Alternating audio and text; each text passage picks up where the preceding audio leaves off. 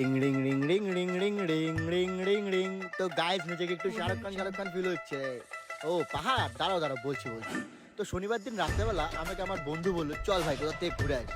তো আমি আর দেরি না করে একটা লোকেশন ঠিক করে ফেললাম, যেটা ছিল লাভা। তো আমরা রবিবার দিন সকাল সকাল বেরিয়ে পড়লাম লাভার উদ্দেশ্যে।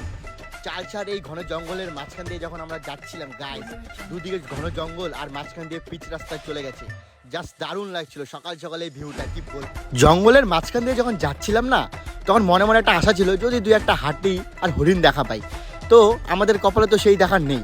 তো আমরা সুন্দরভাবে যাচ্ছিলাম এই রাস্তা দিয়ে, আর রাস্তায় যেতে যেতে রাস্তার দুদিকে চা বাগান দেখতে পেলাম। আর ভাই চা বাগান তো এত সুন্দর, জাস্ট বলার বাইরে। আর যখন চা বাগানের মাঝখান দিয়ে সানরাইজ হচ্ছিল, জায়গাটা দেখতে আলাদা লাগছিল। তো এইভাবে আমরা চলতে চলতে চলে গেলাম গরুবাথান। আর এই যে গরুবাথান, এই জায়গাটা খুবই সুন্দর। তো আমরা সকালবেলা কিছু খেয়ে আসিনি, তাই আমরা গরুবাথানে দাঁড়িয়ে এক কাপ চা আর একটা কেক খেলাম। আর চাটা জাস্ট যা দারুণ হয়েছিল না। চাটা খেয়ে সোজা আমরা চলে এলাম ফাগুতে।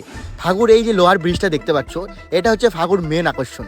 আর এই যে নদী, তার স্রোতে কি সুন্দর বয়ে চলেছে, আর যা শব্দ তোমরা না গেলে বুঝতে পারবে না। খুব সুন্দর এই নদীটা আর এই ব্রিজটা দেখতে জাস্ট অসম লাগছিল। তো সেখানে দাঁড়িয়ে ক্যাদ মেরে কয়েকটা ভিডিও ফুটেজ করে নিলাম।